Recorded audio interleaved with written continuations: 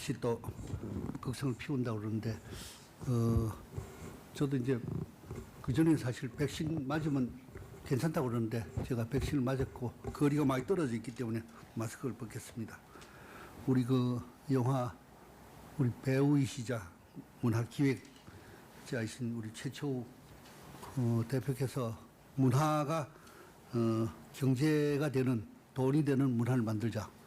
돈 낭비하는 문화가 되지 말고 돈을 버는 문화를 만들자. 사실 굉장히 어르신 얘기고, 제가 그 경북문화자들 대표로서 그걸 뼈저리게 느끼고 있고요. 제가 그걸 실천하는 최전방에 있는 사람 중에 하나입니다. 저도 이제 지방에 가보니까, 저도 중앙부처에 이제 있다가 지방에 가보니까 사실 지방자치제가 되면서 굉장히 좋은 점이 많죠. 그런데 또 지방자치제가 되니까 너무 이제 그 선거를 의식한, 표를 의식한 이 낭비선 축제도 꽤 많다라고 생각이 들고요. 물론 축제 굉장히 좋지요. 이제는 사람들이 이제 즐기는 이런 생활을 해야 되는데, 100세 시대에. 그러나 좀 짜임새 있는 축제가 필요하다라는 생각을 하고, 최근에 제가 지난주에 그 매일경제에서 하는 글로벌 포럼, 이제 밖에 못 나가니까 글로벌 포럼이지만 제주도에서 했는데, 제주도에서 그 글로벌 포럼을 하면서 장대환 회장하고 옆자리에 앉아가지고 발표를 보면서 내가 장대환 회장한테 그런 얘기를 했습니다. 우리 장 회장님이나 저나 나이가 7자를 달고 있는 이런 우리 세대에서, 야, 정말 많은 걸 우리가, 세월이 많이 바뀌었다. 우리 스스로가 굉장히 바뀌어야 된다. 더 바뀌어야 된다. 라고 생각하면서 우리 정말 꿈나라에 살고 있는 것 같다라고 얘기를 했더니, 장대환 회장도 옳은 얘기입니다. 우리가 정말 새로운 세대가 세월이 바뀌고 있다는 걸 우리가 아직 못 느끼고 있습니다라는 걸 했습니다. 그게 무슨 얘기냐면, 글로벌 포럼에서 발표한 사람이 K 콘텐츠가 세계를 제패한다, 뭐 이런 내용들이었습니다. 우리가 K 콘텐츠 얼마나 세계를 제패하고 있습니까? 우리 봉준호 감독이 아카데미에서 휩쓸고 다니는 걸 우리가 언제 상상을 했습니까? 미나리의 윤여정 우리 배우가 그 아카데미에서 정말 상을 휩쓴다는 걸 언제 상상을 했겠습니까? 이게 우리 현실입니다. 우리 웹툰들, 우리 게임 산업이죠. 게임 웹툰들. 우리가 집에서 텔레비에서 만화 영화 보시는 분이 계세요? 없죠? 만화 영화가 돈을 얼마나 벌고 계시는지 알고 계십니까? 잘 모르죠. 근데 이 만화, 우리가 어릴 때만 해도 공부 안 하고 만화 보면 우리 어머니한테 뭐라 그랬습니까? 또 공부 안 하고 이놈 새끼 만화 본다고 얼마나 야단 맞았습니까? 요즘 공부하는 것보다, 수학 문제 푸는 것보다 만화 공부를 해가지고, 만화를 해가지고 애니메이션을 만든 사람들이 연간 수억 불의 외화를 벌이하고 있는 게 오늘의 현실입니다. 사실은 우리가 1990년대 후반, 사실은 그 DJ 대통령께서 일본의 문화를 개방을 하면서 사실 우리도 상호 교류 차원에서 우리 문화가 일본에 들어가기 시작했습니다. 그게 2000년대 초 외환위기 직후였습니다. 그런데 일본 사람들이 우리 문화, 특히 영화를 보면서 한국 영화에 대해서 이제 얼마나 반했습니다. 겨울연가 얼마나 짱했습니까? 뭡니까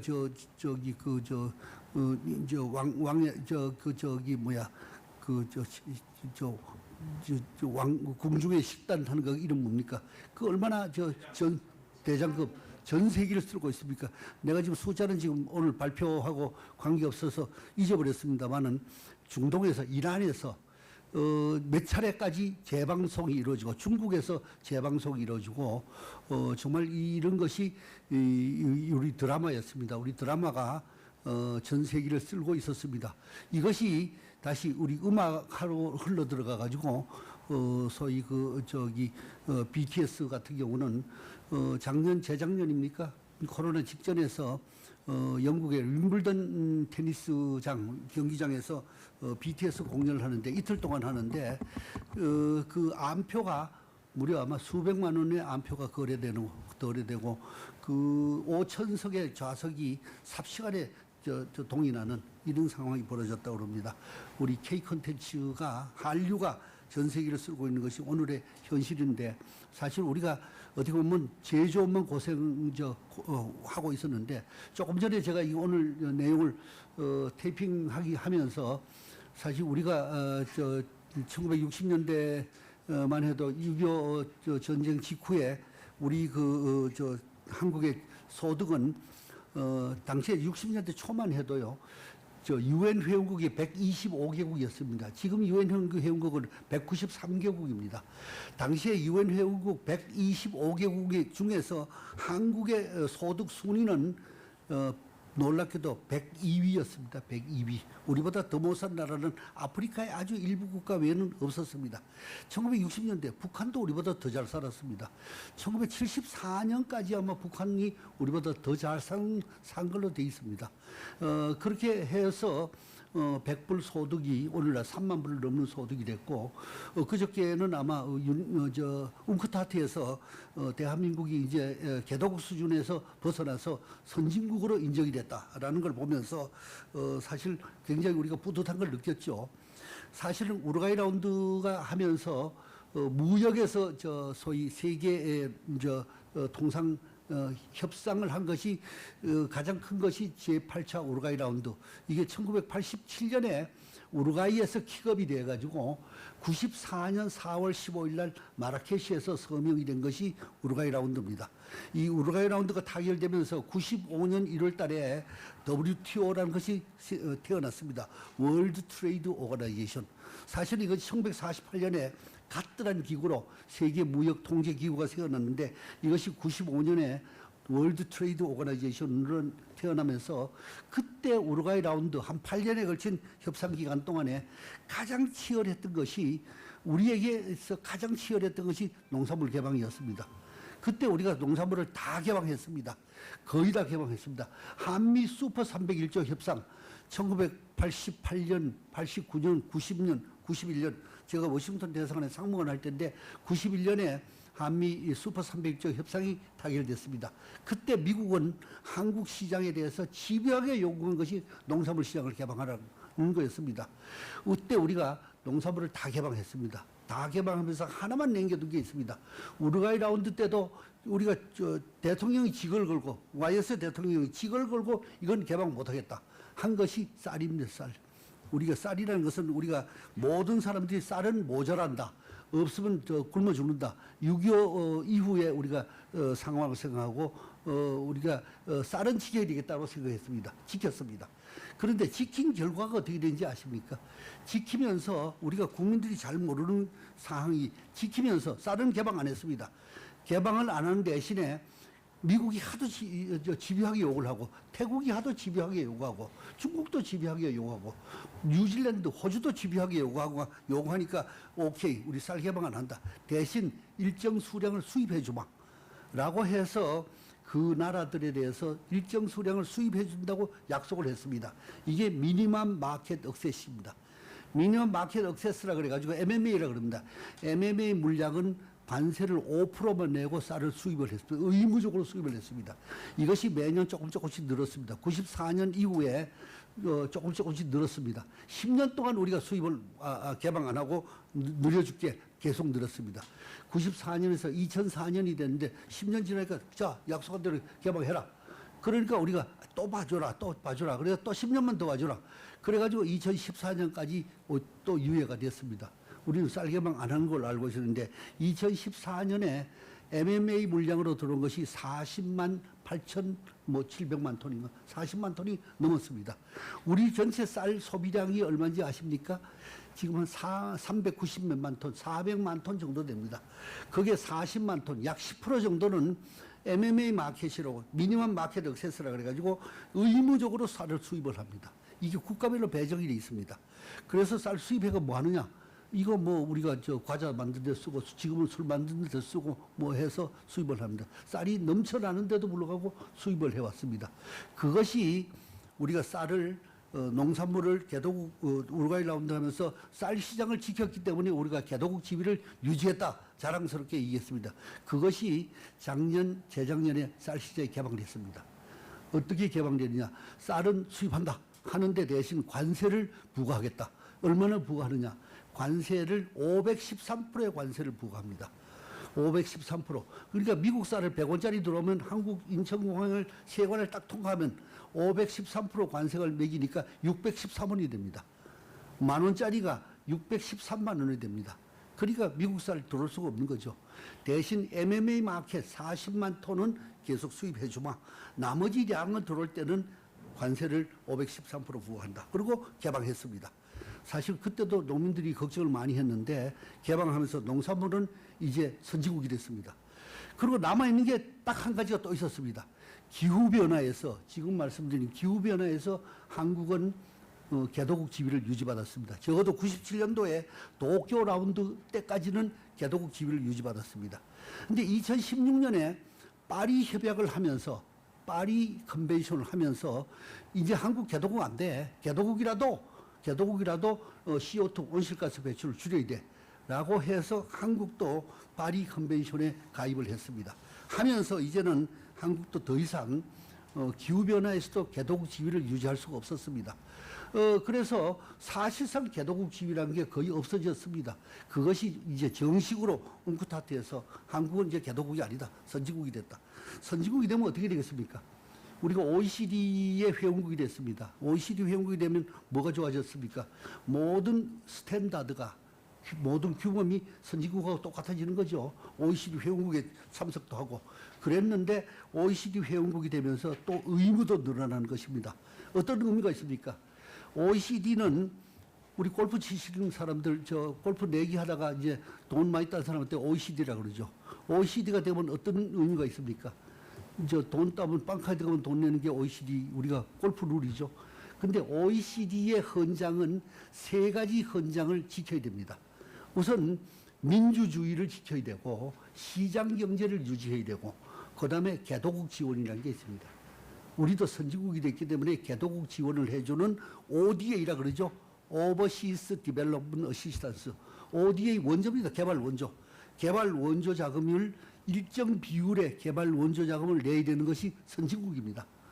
OECD가 되면서 우리가 반기문 총장이 유엔 총장이 되면서 우리가 굉장히 좋아했죠. 그런데 사실은 유엔의 분담금도 그만큼 늘어난 겁니다.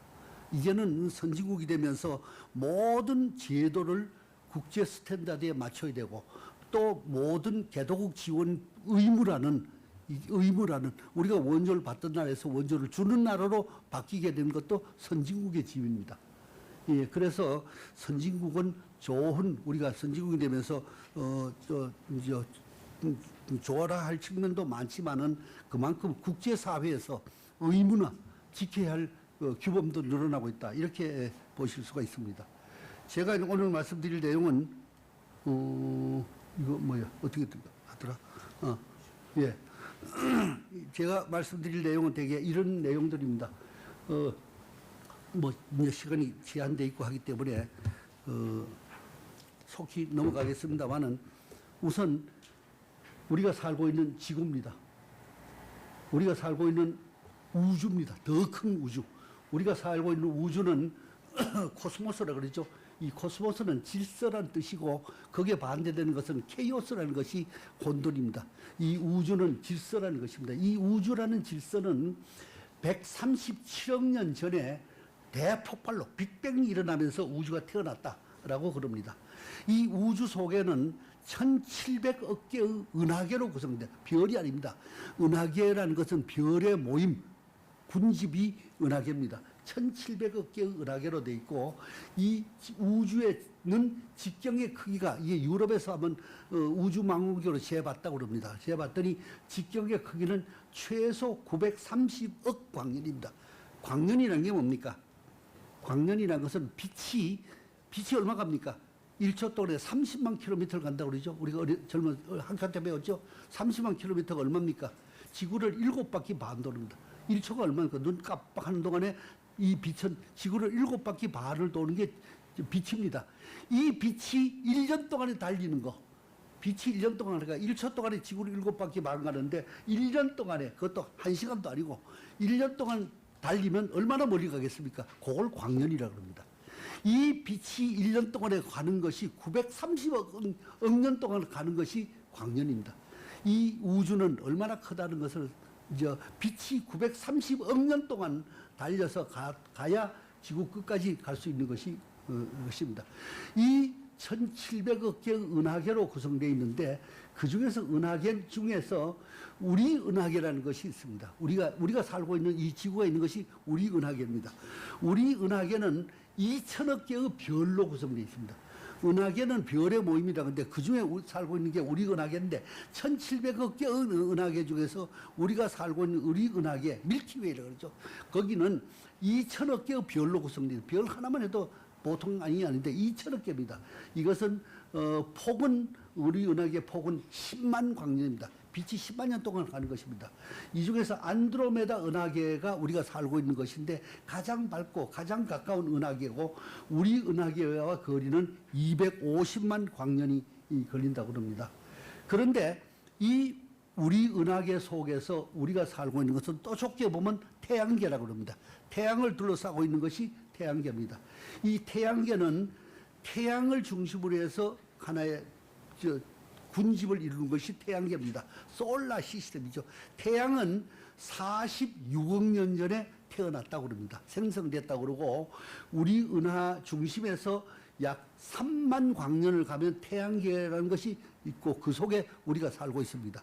이 태양계는 지구형 태양을 둘러싸고 지구형 행성이 있는데 지구형 행성은 수성, 금성, 수금지화, 목토철의 우리가 배우셨죠?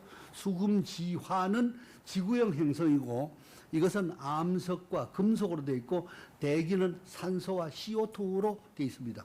근데 우리가 지구에서 수소와 수성, 금성, 그다음에 지구가 있죠. 그래서 가장 가까운 것은 금성과 화성입니다. 우리가 지금 화성 탐사를 위해서 지금 여러 가지 노력을 하고 있는데 이 금성은 지구에서 태양에서 좀 더 가깝기 때문에 너무 뜨거워서 물이 수증기 상태로 뿌옇게 되어 있는 것이 금성이고 화성은 태양에서부터 지구 다음에 있는 것이기 때문에 너무 태양에서부터 멀어가지고 물이 얼음 상태로 존재하고 있는 것이 화성입니다. 그래서 지구형 행성 중에서 그다음에 목성형 행성은 이런 식으로 서클로 되어 있습니다.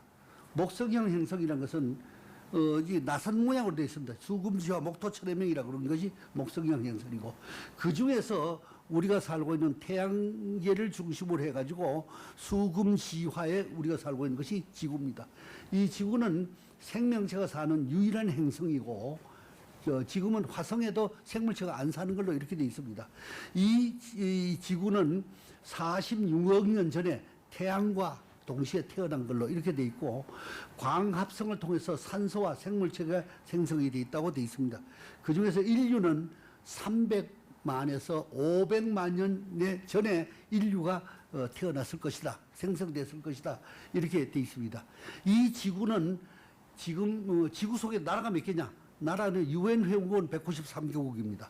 그런데 나라는 몇 개냐? 나라는 뭐 개념에 따라서 여러 나라가 있습니다. 대만은 UN 회원국이 아니죠.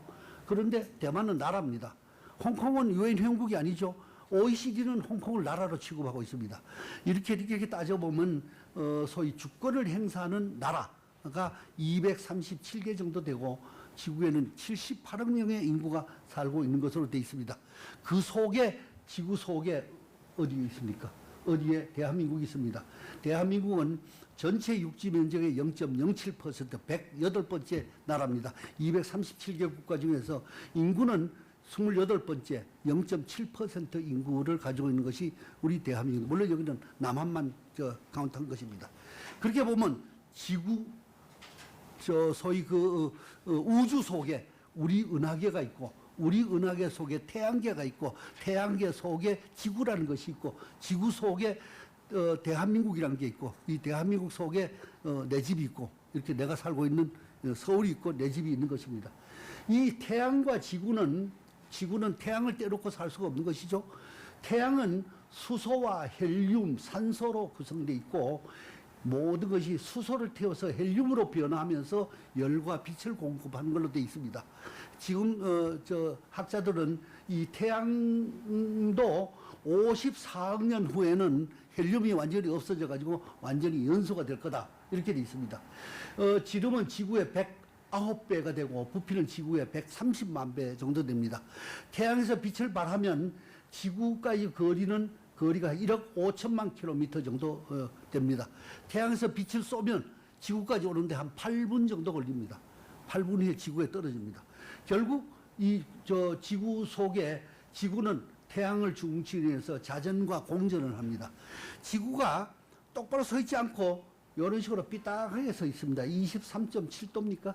23.7도에 삐딱하게 지구가 똑바로 서 있지 않고 서시면서 이 태양의 주위를 이런 식으로 자전과 스스로 한 바퀴 자전을 하고 또 태양의 주위를 공전합니다. 공전한 시간은 365일 조금 플러스 알파고 자전하는 시간은 24시간이 되는 거예요. 여기서 낮과 밤이 일어나게 되는 것이죠. 이것이 이제 우리가 갖고 있는 우주의 개념입니다. 그런데 이 태양 속에서는 우리가 매일매일 에너지와 함께 살고 있는 것이죠. 우주 속에서는 지구 속에 있는 에너지를 쓰고 삽니다. 이 에너지는 편의상 1차 에너지와 2차 에너지로 나누고 있고 1차 에너지는 로 머티리얼 그대로입니다. 석유, 석탄, 천연가스, 원자력, 수소력, 풍력, 지열 그대로 있는 대로 그대로 갖다 쓰는 겁니다.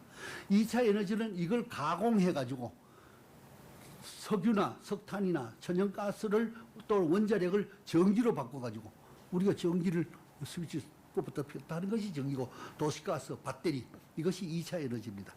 전기는 소위 석탄에서도 만들고 석유에서도 만들고 가스에서도 만들고 원자력에서도 만들죠.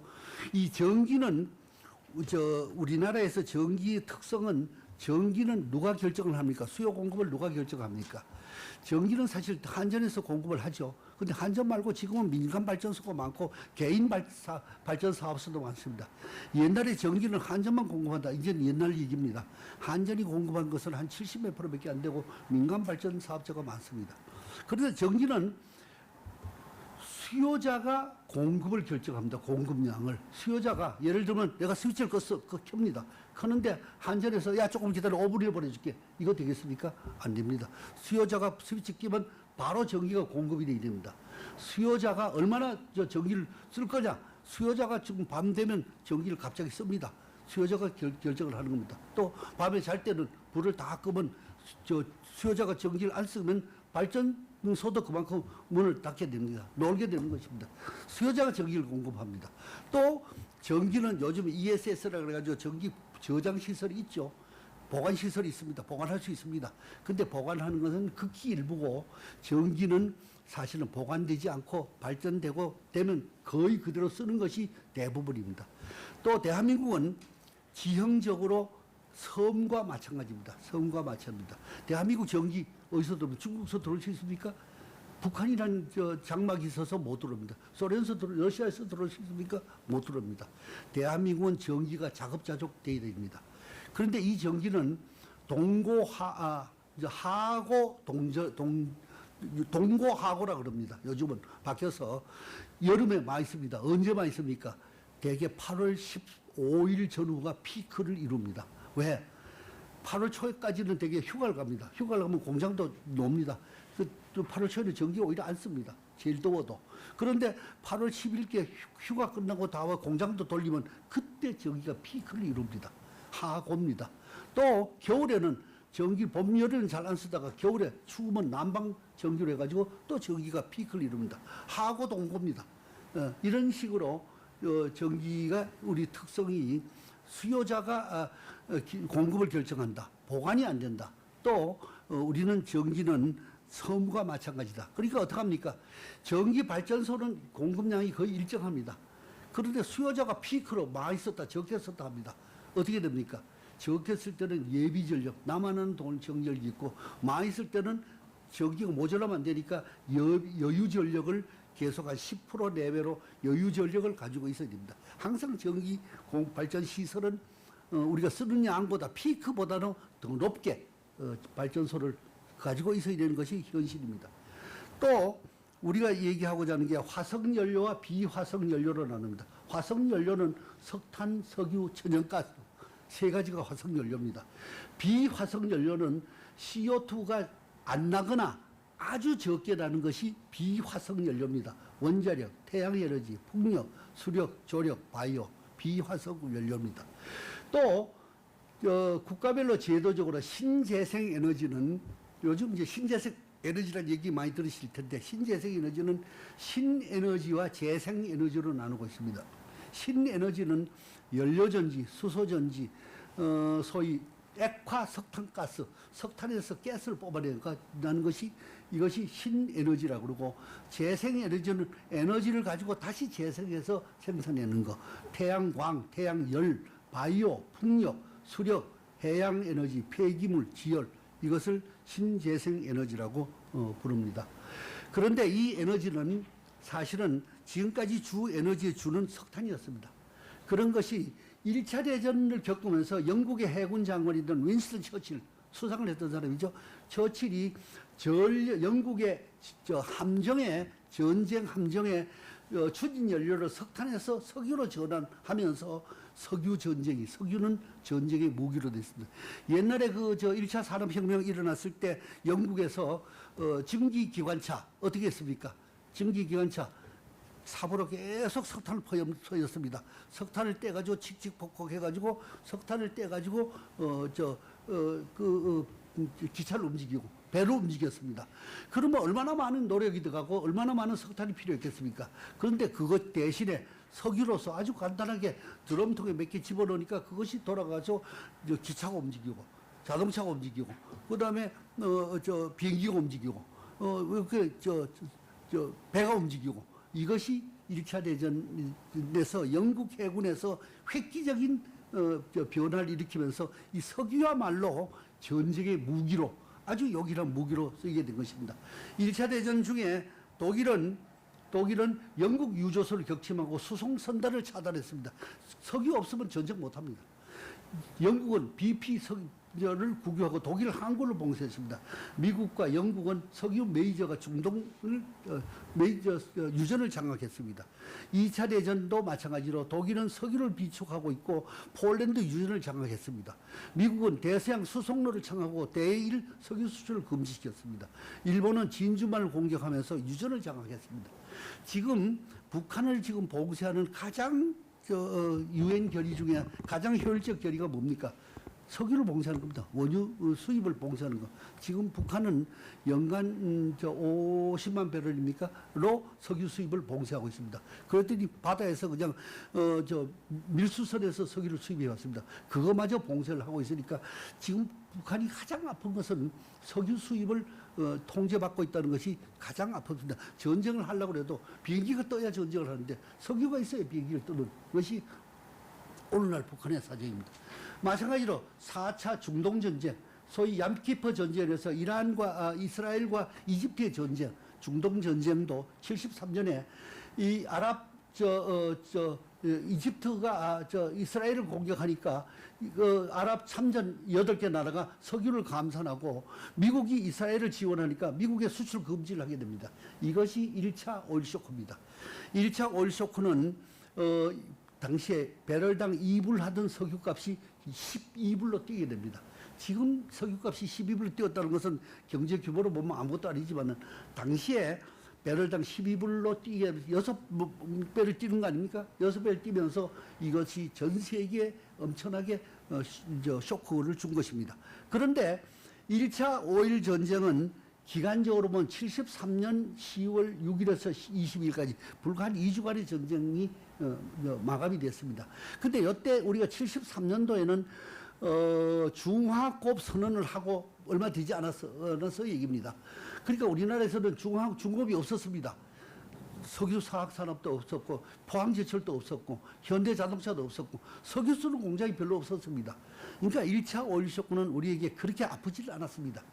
그런데 2차 오일 쇼크는 이란이 호메이니가 친미 파레비 왕조를 축출하면서 이라크가 이란을 침공하면서 2차 오일 전쟁이 났습니다. 이렇게 되면서 이라크 전에서는 12불 하던 것이 46불로 뛰게 되는 것입니다. 뛰면서 이때 1980년대에는 우리가 굉장히 많은 아픔을 겪었습니다. 물가는 몇 배로 뛰고 그다음에 그때 당시 어땠습니까? 2차 오일 쇼크가 나니까 석유 수입이 수급이 막혀버리니까 당시에 최규하 대통령 권한대행, 그게 박 대통령이 막 시해되고 얼마 이후죠. 최규하 대통령 그 당시에 권한대행이 이란을 사우디를 갔습니다. 석유 좀 줘라고 갔습니다. 근데 대통령 권한대행이 갔는데 국왕 만나지도 못하고 왔습니다. 결국 이 오일 쇼크는 우리에게 굉장히 치명적인 경제에 치명적인 타격을 줘왔습니다. 소위 그 80년에 카터 대통령은 걸프만에서 석유 수송을 압박하는 저희가 있는 어떤 시도라도 이것은 군사적 힘을 포함해서 모든 수단으로 격퇴할 것이다. 석유 전쟁입니다. 석유 전쟁. 현재의 전쟁은 석유 전쟁입니다. 그러면서 1차, 2차 오일 쇼크를 겪으면서 각 나라들은 이게 석유가 굉장히 중요한 자원이구나. 바로 이걸 아껴야 되겠다. 그래서 각 나라는 국유화를 하기 시작한 겁니다. 이미 러시아, 멕시코, 이란 뭐 이런 나라는 석유 볼셰비키 혁명 이후에 석유를 이미 나라에서 딱 쥐고 있었습니다. 그러던 것이 1960년에 석유 생산을 통제하기 위해서 처음에 5개 나라로 오펙을 만들었습니다. 오일 프로듀싱 컨트리를 만든 것입니다. 이것이 현재 13개 나라로 되고 있습니다만은 이 석유 자원을 대부분 지금 국유화를 해놓고 있는 이런 실정입니다.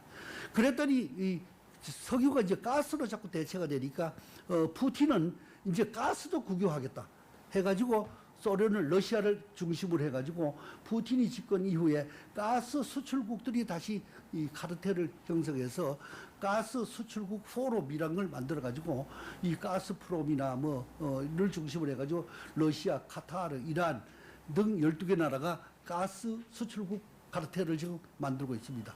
이 12개 나라가 전 세계 가스 매장량의 73%를 차지한 나라가 가스도 이제는 소위 카르텔을 형성하고 있는 것입니다. 석유와 가스는 그만큼 이 소위 전쟁의 수단, 요인을 제공하면서 굉장히 중요한 국부의 원천이 되고 있는 것입니다. 그런데 이 석유와 가스가 지금 문제가 되고 있는 것이 기후변화의 바로 요인이 되고 있는 것입니다. 석유와 가스는 석탄은 한자를 잘 보시면 이거는 석탄은 뭡니까? 돌석자입니다. 돌에다가 산에서 불이 나는 겁니다. 산에서 있는 돌에서 불이 나는 겁니다. 이 석탄은 3억 년 전에 소위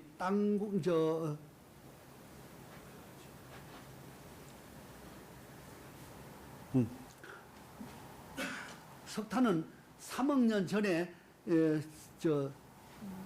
소위 나무와 숲들이 퇴적이 되면서 이것이 석탄으로 되어 있습니다. 석탄은 10조 톤 정도 있는 것으로 있는데 연간 한 1억 톤, 9천억 톤 정도 가체가 된다 그러면 60억 톤 하면 한 150년 정도 쓸 수 있는 양입니다. 아직은 여유가 있습니다. 근데 석유는 페트롤륨입니다. 페트롤은 바위입니다. 바위 돌 속에 올륨이라는 게 기름이다. 바위 속에서 기름이 나는 겁니다. 바위 속에서 기름이 나는 것은 이것은 고생대 시대에 한 2억 5천만 년 전에 있는 동물의 유기체, 그때 당시에는 동물들이 컸습니다. 굉장히 큰 이 동물들이 유기체가 땅 속에 묻히면서 기후변화, 지형변화로 땅 속에 묻히면서 이것이 동물의 역청으로 살아남은 것이 기름입니다. 동물의 이제 잔재들입니다. 이것이 같은 동물의 잔재들이 기체로 물로 되어 있는 것이 석유고 이것이 기체로 가스로 되어 있어서 깨내는 것이 이것이 천연가스입니다. 천연가스는 수송 방법에 따라서 가스를 또 수송하기 어려우니까 PNG 어떻게 합니까? 이것은 가스통에서 넣어서 만드는 겁니다. LNG, 리퀴파이드, 물로 만드는 겁니다. 가스는 마이너스 163도가 되면 물이 됩니다. 마이너스 163도로 액화시켜서 하는 겁니다. CNG는 뭡니까? 컴프레스드 내추럴 가스입니다. 이 압축을 시켜서 우리가 CNG 버스라는 게 돌아다니지 않습니까? 이 압축을 시켜서 합니다. CNG가 되면 압축이 됐으니까 어떻게 됩니까? 압축이 터질 때는 굉장한 압력이 나오겠죠. 이것이 수송 방법에 따라서 가스로 되고 있습니다. 이 석유나 석탄이나 가스에서 나오는 가스 중에 가장 중요한 것이 온실가스라고 그러고 이 온실가스는 주로 CO2가 대표적으로 됩니다만 온실가스는 주로 발전에서 한 40%, 수송에서 미국에서는 33%가 자동차에서 나옵니다. 그다음에 산업에서 또 나오고 농축산, 사실 소가 트림하는데 가스가 많이 나온다고 합니다. 이 소 한 마리 덜 키우면 22명이 기아를 해결할 정도로 세계 소에서 소 빵구 끼는데 트림하는데 이런 데서 가스가 많이 나온다고 합니다. 그런데 이 CO2는 지금 석유에서 땅 밑에 있는 석탄을 꺼내 가지고 떼면서 이 CO2가 날아서 대기로 올라갑니다. 대기로 올라가는데 이 CO2가 지금 산업화 이전에는 280 ppm 정도가 됐다고 그러는데 산업화가 되면서 36% 줄었습니다. CH4 메탄가스입니다. 이것도 한 25배 늘고 N2O 이산화질소입니다. 산화질소입니다. 산화질소도 늘어나면서 결국 지구에서 땅 밑에 있던 것이 꺼내가지고 우리가 석유나 석탄을 쓰게 되니까 어떡합니까? 이런 가스가 대기로 올라갑니다. 대기로 올라갔다가 지상층에서 더 올라가지 못하고 다시 도로 내려오는 이런 것이 벌써 대기 온도를 지구를 덮이고 있습니다.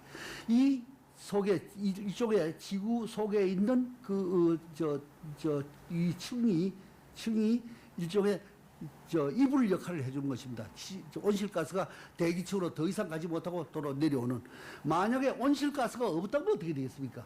없으면 지구 온도는 영하 18도, 지붕 없는 지구가 됩니다. 온실가스가 없으면 다 날아가 버리면 지구는 추워서 못 견딜 겁니다. 온실가스로 꽉 차 있다면 지구 온도는 450도가 됩니다. 적정량으로 있어 이러는데 지금은 온실가스가 좀 과다하게 남아있다라는 것이 현실입니다. 이 온실가스가 과다하게 지구에 남아있으니까 어떻게 됩니까? 지구 전체가 온난화가 이루어진다. 이렇게 얘기를 하고 있습니다. 지구가 온난화가 어떻게 됩니까? 이 산업화 이전에 비해서 지구는 0.85도 정도가 올라갔다. 이렇게 돼 있고 이것이 2100년까지는 해수면도 한 1m까지 올라갈 거다.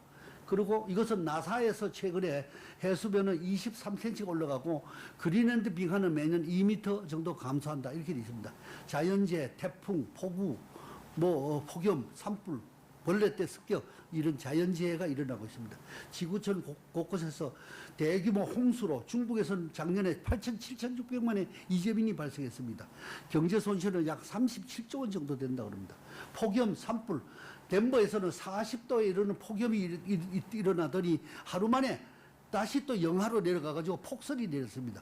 기상이변, 한파 폭설, 미국 캐나다에서는 100년 만에 최강 한파가 일어났습니다. 2년 전 얘기입니다. 사하라 사막에서 갑자기 눈이 내리더니 사우디에서 영하 2도까지 내려가는 이런 이변이 일었습니다. 기후변화로 인한 경제 손실은 매년 GDP의 5%에서 맥시멈 20%가 될 거다라는 보고서가 나오고 있습니다. 이것이 라니냐라는 엘니뇨라는 무역풍입니다. 이 말 라니뇨 엘니냐라는 것을 보면 이 정상적인 무역풍은 미주 반도에서 이 아시아 쪽으로 흘러들인 것이 무역풍이 일어나고 따뜻한 물이 이쪽에서 이렇게 흘러오면 여기서 찬물이 올라와 가지고 이쪽은 서늘하고 이쪽은 무덥고 더워지는 것이 정상적인 무역풍인데 최근 들어서는 이 약한 무역풍의 영향으로 따뜻한 물이 거꾸로 미주 쪽으로 흘러가는 이런 상승 속에서 이쪽에서는 수온이 올라가고 어장이 감소하고 폭우가 일어나고 이쪽에서는 가뭄, 산불, 태풍, 전염병 이런 기상이변이 일어난다라고 되어 있습니다. 지구 온난화에 대해서는 많은 지금까지 학자들의 레포트 보고서가 나오고 있습니다. 이것을 제일 먼저 지구 온난화를 얘기한 것은 UNEP와 세계 기상기구가 1985년에 CO2가 원인이다라고 얘기를 하고 했습니다. 그러던 것이 2006년에는 알고 부통령이 Innocent Truth, Uninnocent Truth라는 보고서에서 CO2가 증가하고 북극 빙하는 10년 주기로 계속 녹아내고 20년 내 전 세계 도시의 40%가 물에 잠기고 네덜란드가 없어질 거다라고 2006년에 알고 부통령이 얘기했습니다. 그런 얘기를 하면 2026년이면 네덜란드가 없어져야죠. 사실 이거 과장된 것입니다. 그리고 그 이후에 그 다음에 IPCC 보고서 Intergovernmental Panel for Climate Change 기후변화에 관한 정부 간 패널이라는 이 보고서에서는 지난 100년간 지구온도가 0.74도가 올라갔다. 해수면은 얼마 올랐다. 2100년이 되면 지구온도는 얼마가 올라갈 거다. 해수면이 올라갈 거다. 라고 보고서를 냈습니다. 그 2007년에 알고하고 IPCC는 공동으로 노벨 평화상을 수상했습니다. 이 알고는 부통령이 되면서 이 이노센트 트루스란 책 한 권으로 재벌이 됐습니다. 엄청나게 세계 각국에 다니면서 강연도 하고, 제가 무역협회 회장할 때 알고를 불러가지고 강연을 한번 시켰는데 한 번 강의하면 수십만 불에서 수백만 불까지 받아가는 이 재벌이 됐습니다. 노벨상도 받고 그렇게 됐습니다. 그런 데 대해서 일반적으로 기후변화가 일어난다 라는 것이 일반적인 통설입니다만, 그렇지 않은 반대 이론도 꽤 있습니다. 예를 들면 덴마크의 롬버그라는 학자는 The Skeptical Environmentalist, 수상한 환경운동가들이라는 이런 책을 써서 지난 50년간 온도 상승은 별로 그렇게 그렇게 대단한 수준이 아니다. 지구 온난화는 미디어와 정치인의 일부 정치인에 의해서 과장된 얘기다 라고 얘기를 해서 이 월드 이코노믹 포럼은 글로벌 리더 포 투몰로우, 내일의 지도자 상을 줬습니다. 이 롬버그한테. 영국의 채널 4라는 방송사는 2007년에 The Great Global Warming Swindle, 스윈들이라는 게 뭡니까? 사기친다는 얘기입니다. 글로벌 와밍에 대해서 거대한 사기꾼들이라는 이런 제목으로 방송을 하면서 지구의 기온은 상승과 하락을 반복한다. 태양의 활동의 변화다. 라고 방송했다가 모두에게 혼이 났습니다. 환경단체로부터 혼이 나가지고 방송을 중단한 사례가 있었습니다. 그 다음에 기후 게이트와 빙하 게이트라는 얘기도 있는데, 영국의 이스트 앵글리아 대학에서는 지구 온난화 심각성을 부풀려라, 주장과 은한 자료는 은폐해라 라는 메시지를 보냈는데, 이것이 IPCC하고 교류하면서 이런 이메일을 주고받거니 한 것이 방송에 한번 노출된 적이 있습니다. 그 전에 미란코비치라는 사람은 아까 지구가 27.5도 이렇게 기울기가 기울어져 있다고 그랬지 않습니까? 이 기울기가 110만 년 단위로 기울기가 태양을 주위를 돌아가면서 이게 똑바르지 않으니까 이것이 태양하고 각도 사이에서 10만 년 주기로 기울기의 변화로 계절의 변화가 일어나고 빙하기와 온난기가 오는 거다. 아마 지금 지구는 더워지고 있지만 언젠가는 지구가 무지하게 추워질 날도 올 거다라고 얘기를 하고 있습니다. 그런데 사실 어느 게 정확한지는 잘 모르죠. 그러나 일반적으로 이것이 소수설이고 앞에 있는 지구는 더워진다는 것이 현실이고 그것이 다수설입니다. 지구 표면의 온도는 72%가 바다입니다. 육지를 다 파가지고 바다를 메꾸면 바다의 평균 수심은 2,500m가 된답니다. 지구의 땅을 다 파가지고 그걸 다 파서 바다를 메꿔도 이 지구는 물이 더 많습니다. 바다는 CO2 배출량을 흡수해가지고 지구 온도가 상승하면 바다는 CO2를 방출하고 이 대기 중에 CO2가 증가하고 지구 온도가 상승하는 효과를 가져옵니다. 바다 수위는 매년 늘어나고 있습니다. 북극의 얼음이 녹으면 해수면 올라가는 것은 당연한 얘기입니다. 호주 옆에 가면 몰디브란 바다, 인도 옆에 가면 몰디브라는 게 있습니다. 인도양의 도서국가입니다. 몰디브란 나라는 서울의 절반 정도 되는 면적입니다. 인구가 한 40만 명 정도 되는 나라인데 평균 해발 고도가 1.5m, 제일 높은 산이 2.3m입니다. 이런 해변가에는 낮은 저지대에 있는 나라가 이것이 2100년이 되면 해발 59cm로 하락이 되면서 없어질 거라는 얘기입니다. 그래서 이 몰디브의 대통령은 2009년에 장관들 다 끌고 바다 밑으로 가가지고 강요회의를 했습니다. 그러면서 각 나라에다가 항의를 하는 것입니다. 봐라, 우리 지금 물에 빠져 다 죽게 생겼다. 그러니 빨리 지구 온난화, CO2 문제를 빨리 해결해라 라고 전 세계에다가 지금 시위를 하고 있는 것입니다. 그 마찬가지로 태평양에 있는 투발루라는 나라가 있습니다. 여의도의 한 3배 정도 되는 나라고 인구는 12,000명 정도 됩니다만 여기도 고도가 해발이 한 200m 정도 됩니다. 해수면은 매년 물이 잠깁니다. 섬이 9개 섬으로 되어 있는데 9개 섬 중에 하나는 물에 완전히 잠겨버렸고 나머지도 물에 잠겼다 말았다 그런다 그럽니다. 그러니까 전부 섬이 전부 소금밭처럼 되어 있는 것이죠. 결국 나무도 잘 안 자라고 이렇게 됩니다. 없어질 나라로 되어 있습니다. 그러니까 2001년에는 이 나라가 국토 포기 선언을 하면서 호주, 뉴질랜드, 미국에 이민 요청을 했다고 그러는데 사실은 이게 언론발이고 자기는 그런 적이 없다라고 얘기를 하고 있는데 뭐 믿거나 말거나 어쨌거나 토양이 염분화되면서 농사도 못 짓는 이런 나라가 생겨나고 있는 것입니다. 전체적으로 기후변화는 일어나고 있고 CO2는 늘어나고 있다는 것이 다수설이고 정설이라는 얘기입니다. 그러면서 세계 각국은 환경보호를 위해서 여러 가지 노력을 하고 있습니다. 환경보호를 위해서 우선 1987년에 몬트리올 의정서를 하면서 할로겐, 할론, 사이화탄소, 메칠 이런 걸 사용 요통을 금지시키는 협약을 체결했습니다. 우리 에어컨에 뭐가 들어갑니까? 에어컨에 프레온가스가 많이 나옵니다. 프레온가스 쓰지 마라. 에어컨에 프레온가스 쓰지 마라 해서 안 쓰도록 만든 겁니다.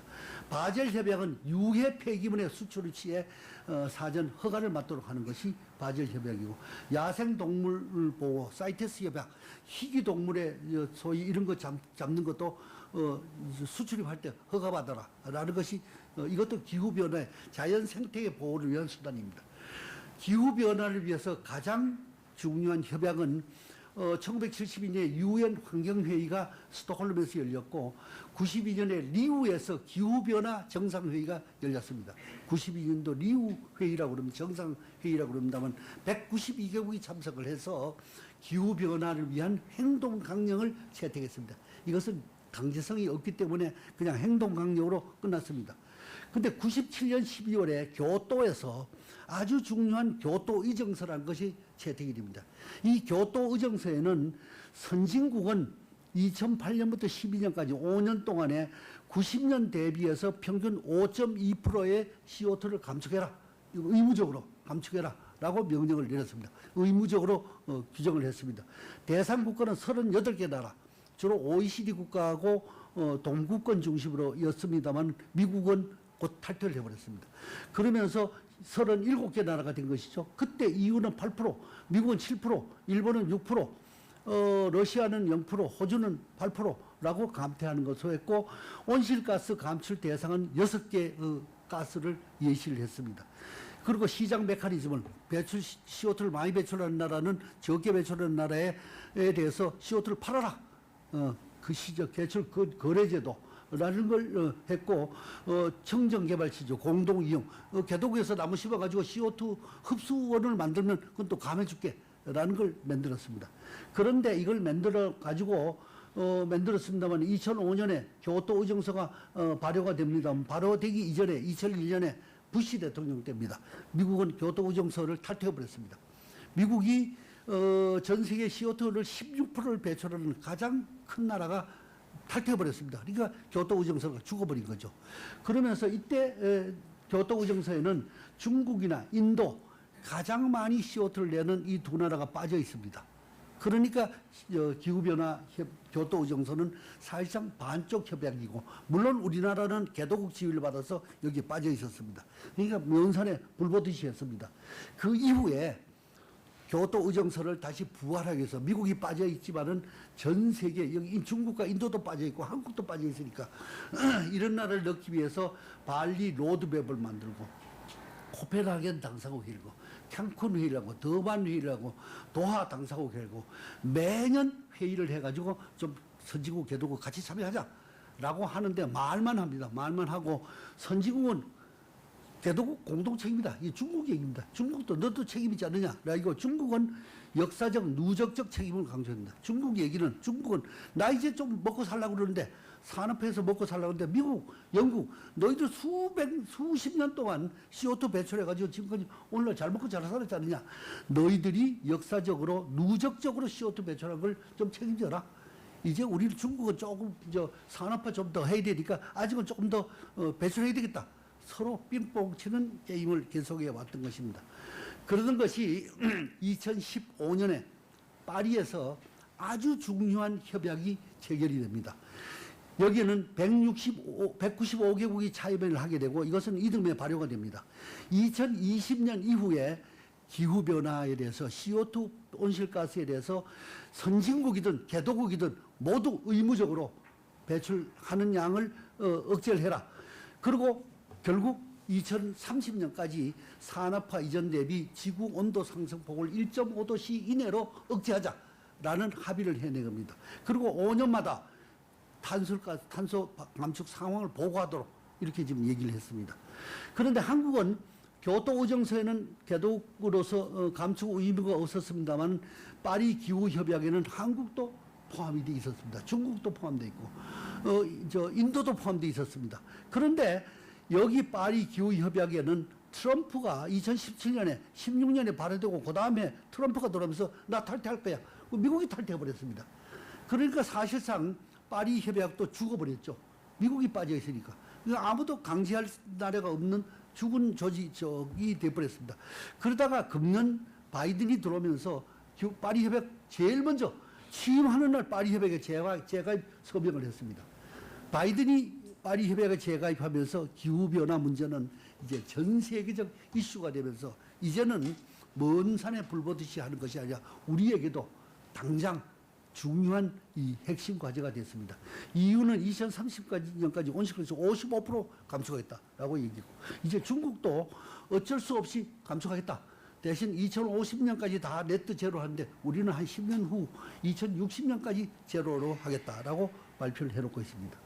선진국은 EU는 특히 유럽 기후법을 만들고 2023년에는 탄소 국경세를 도입하려고 합니다.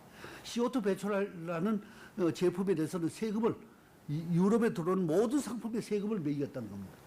그리고 오바마는 기후변화 협약에 복귀하면서 녹색 뉴딜 정책을 썼습니다만 트럼프가 탈퇴한 것이 하면서 아메리카 퍼스트, 미국 경제가 최고야. 남은 유엔 기후변화 이거 관심 없어.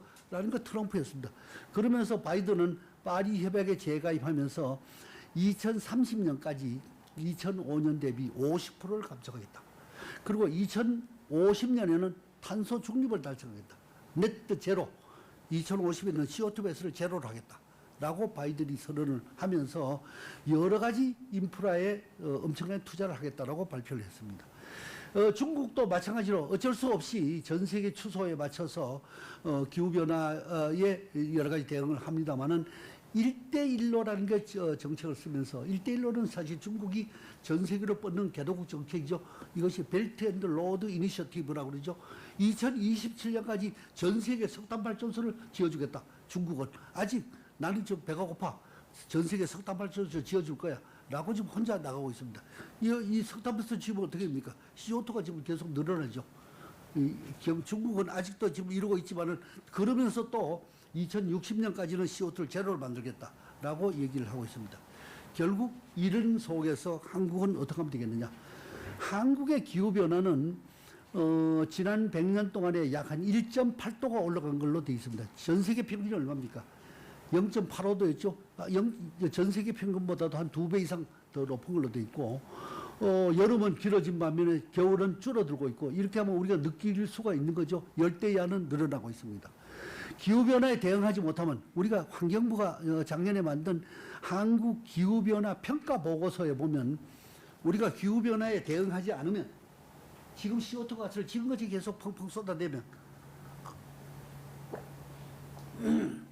계속해서 하면 2050년이 되면 한국은 3.4도가 오를 거다 라고 하고 2100년이 되면 전 세계 평균보다 훨씬 높은 4.7도 정도 오를 거다 라고 지금 얘기를 하고 있습니다. 온실가스 대응 시에는 뭐 2.9도 정도 높아지겠지만 역시 굉장히 높은 숫자입니다. 폭염일수도 계속 늘어나고 있고 우리나라 온실가스 배출 중과는 OECD 중에서 5위입니다.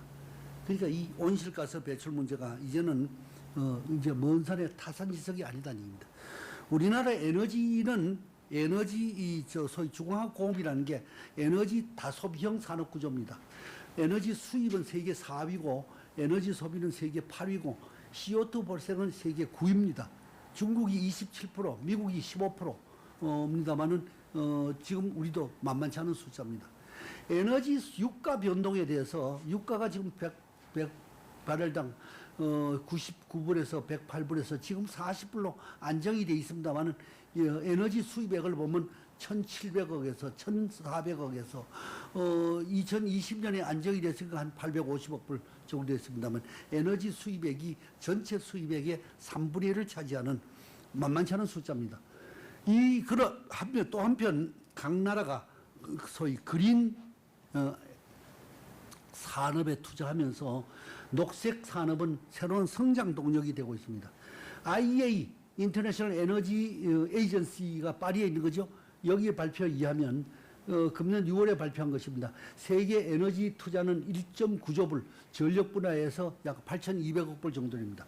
2005년까지 CO2 발생을 제로로 하고 지구 온도 1.5도 이내로 억제하기 위해서는 2030년까지 청정 에너지 투자가 현재보다는 3배 이상 투자가 늘어야 된다라고 얘기했습니다. 신재생 에너지 투자는 이제 반도체, 메모리 반도체보다 더 큰 시장이 되고 있고 점점 더 커지는 시장이 되고 있어서 이 분야를 우리가 새로운 성장 산업으로 놓칠 수 없는 이 분야입니다. 이 MB 대통령이 이명박 대통령이 2008년에 취임하고 8.15 경축사에서 건국 60주년 기념사에서 저탄소 녹색 성장으로 가겠다라고 국가 비전으로 제시를 했습니다. 그래서 녹색 성장 국가전략 5개년 계획을 수립을 했습니다. 그 이후에 박근혜 대통령, 문재인 대통령에 이어서 오면서도 녹색 성장 국가전략 5개년 계획은 계속해서 수립이 되고 있습니다. 현재 2024년까지 5개년 계획이 진행되고 있습니다. 녹색성장위원회가 설치되어 있고 배출량 허용 결정 거래 제도가 되고 있습니다. MB 정부에서 CO2 배출량을 BAU 대비, BAU라는 건 뭡니까? 비즈니스 애스 유주얼. 현재도 가만 놔두는 것에 대비해서 2020년까지 30%를 줄이겠다라고 발표를 했습니다. 그때 30%도 굉장히 많은 숫자입니다. 이란, 이안, 사만은 21% 줄이는 안, 27% 줄이는 안, 30% 줄이는 안, 세 가지 안 중에서 가장 센 30% 줄이는 안을 얘기를 했고, 인천에 녹색 기후 기금, 이거 그 국제기구입니다. 국제기구를 설치해 놓고 국제적으로 기후 변화 기금을 만들겠다라고 했습니다. 저탄소 녹색 성장 기본법이 MB 정부에 또 만들어졌습니다. 정부 사업자, 국가의 책임 녹색 의무를 규정하고 있고 국가 사업장의 온실가스 관리 체계를 규정하고 있고 녹색 인증제도, 녹색 전문기업 확인제도 이런 걸 실시를 하고 있습니다. 기후변화 적응을 하기 위해서 저탄소 녹색 성장 기본법에 대해서 매 5년마다 기후변화 적응 계획을 수립을 하고 있습니다. 현재 3차 대책이 현재 올해 발표가 돼가지고 25년까지 만들어지고 있습니다만 정책 방향은 기후 리스크 적응력을 제공하고 감시, 예측, 평가를 강화하고 적응 주류화를 실행하면서 교육 홍보를 통해서 8개의 사업을 실현하겠다라는 것이 현재 정부의 정책입니다. 또 문재인 정부에 들어오면서 기후변화 온실가스 감축은 점점 더 강화가 되고 있습니다. 특히 최근에 바이든 정부에 들어오면서 미국이 기후변화에 대해서 온실가스에 대해서 더 고삐를 쥐자 우리나라에서는 2015년에 BAU 기준 37% 줄인다고 발표했습니다만 2020년에는 2017년 대비 24.4%를 더 줄이겠다라고 해서 절대량 방식으로 얼마 이하를 CO2 배출을 줄이겠다라고 발표를 해놓고 있습니다. 정원한 및 감축 계획으로는 석탄발전소를 신규 건설하는 걸 금지한다. 노후발전소는 폐지한다. LNG 발전소로 바꾼다. 신재생 에너지를 20% 늘린다. 산업에도 공장 관리 시스템, 공정설비, 건물도 제로 에너지 건물을 한다. 수소 친환경차를 보급한다. 등등 여러 가지 정책이 발표가 되고 있습니다. 또 신재생 에너지를 30년까지 현재 7%인 것을 20%까지 올리겠다라는 것이 신재생에너지 3020 계획입니다. 이 3020 계획이 2017년에 문재인 정부 들어오고 발표가 됐습니다만은 신규 설비 95% 이상을 태양광, 풍력 등 청정 에너지로 보급한다. 지금 신재생에너지 보급비율은 현재 7%에서 10.5%, 10%대입니다만은 이것을 2030년까지 20%로 늘리겠다. 주택 지원을 태양광, 태양열, 지열 뭘로 하는 경우는 설치비를 보조를 하겠다. 건물도 신재생에너지 걸치하는 경우는 지원해 주겠다라고 합니다. 신재생에너지 보급 비율은 독일이 30%, 프랑스가 한 17%, 일본이 16%, 미국이 15%, 우리도 한 20% 정도 올리겠다 되어 있습니다. 굉장히 의욕적인 계획입니다. 공공기관에 신재생에너지를 설치를 의무화합니다. 신재생에너지를 발전사업자는 신재생에너지 발전을 의무화시킵니다. 이게 RPS 제도입니다. 리뉴어블 포트폴리오 스탠다드라는 발전사업자는 신재생에너지를 일정 비율 이상으로 보급해야 됩니다. 내년부터는 10% 이상을 보급해야 된다. 만약 못하면 어떻게 합니까? 벌금을 매깁니다. 과징금을 매깁니다. 또 기업 경영에 있어서 얼마 전에 최태원 회장이 ESG 경영을 한다고 해서 우리나라 전체가 ESG 경영이 이제 새로운 화두가 되고 있습니다. 이 ESG 경영은 저절로 나온 것이 아닙니다. ESG 경영은 이제는 선택이 아니라 필수 사항으로 되고 있습니다. Environmental Responsibility, Social Responsibility, Governance, 소위 환경, 경영, 사회적 책임, 지배구조에 관한 경영이 ESG 경영입니다. 2006년 4월 ESG, 유엔은 책임투자 원칙이라는 걸 설정하면서 투자 결정 시에 환경과 사회와 지배구조를 고려해라. 이렇게 하면서 ESG가 세계적 화두가 되기 시작했습니다.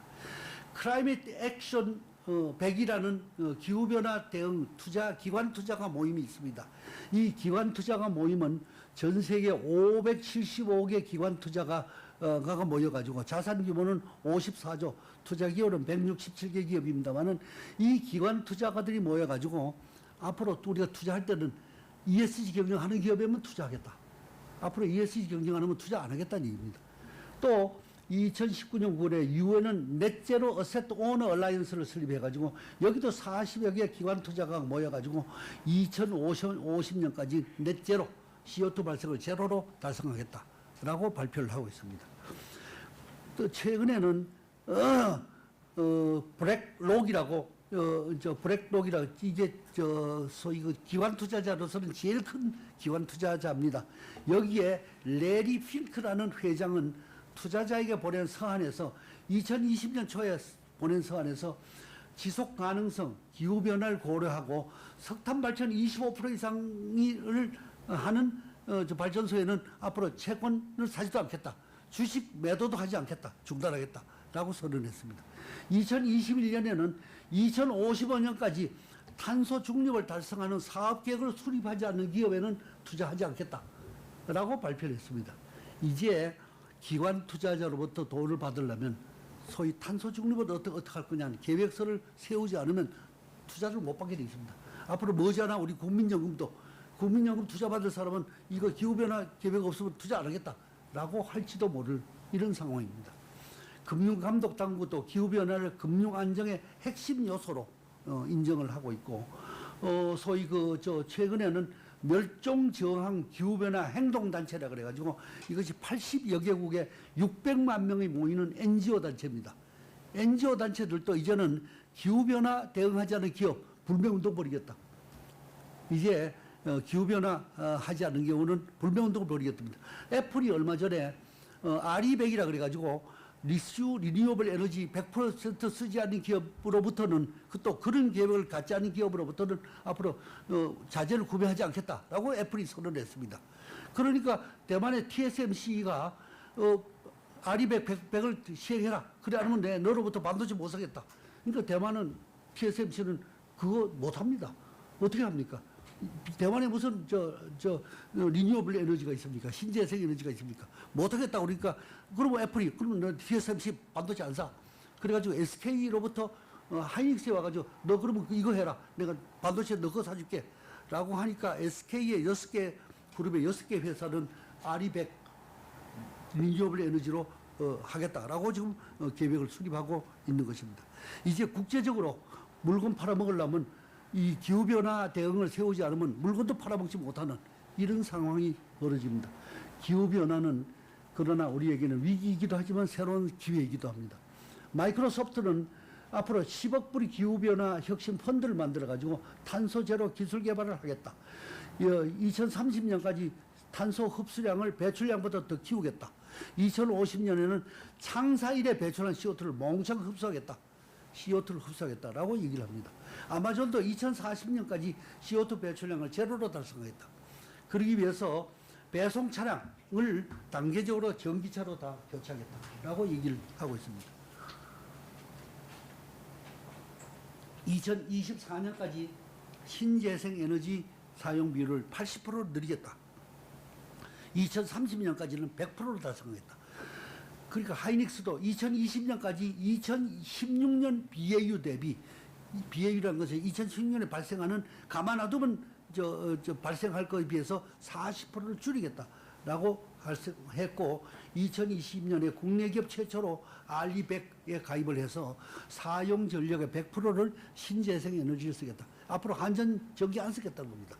한전도 물론 신재생 에너지 씁니다만은 믿을 수가 없죠. 한전이 신재생 에너지만 쓰는 건지 뭐 석유로 쓰는 건지 가스로 쓰는 건지 믿을 수가 없으니까 앞으로는 신재생 에너지에서 발전하는 태양광, 풍력 이런 데서만 전기 사오겠다라고 발표를 하고 있는 것입니다. 이제 녹색은 선택이 아니라 필수입니다. 그러니까 기업들은 이제 먼 나라에서 먼 산에 불 보듯이 했던 것에서 이제는 소위 신재생 에너지를 쓰는 것이 선택이 아닌 필수가 되어 있는 것입니다. 그러나 녹색을 너무 강조하다 보면 성장이 둔화가 됩니다. 최근에 어제 신문에 보니까 남동발전은 석탄을 적게 쓰고 지금 석유 가스로 발전을 자꾸 원료를 돌리다 보니까 올해 아마 적자가 날 거다라고 지금 얘기를 하고 있습니다. 이 기업들은 재생에너지를 빨리 바꾸지 않으면 이제 기업 경영이 위협을 받고 있습니다. 그러면서 그러나 수소차 전기자동차는 아직도 지금 갈 길이 요원합니다. 기술 개발도 요원합니다.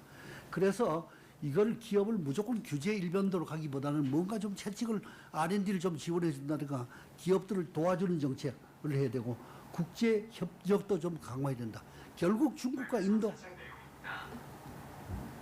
인도가 따라와야 되는데 중국과 인도는 사실은 말로 따라간다 그러지만 중국은 아직도 지금 선진국이 너희들이 지금 산업화 이후에 미국하고 영국은 수많은 CO2를 배출해놓고 자꾸 왜 우리 보고 지금 따라오라 같이 가자고 그러느냐.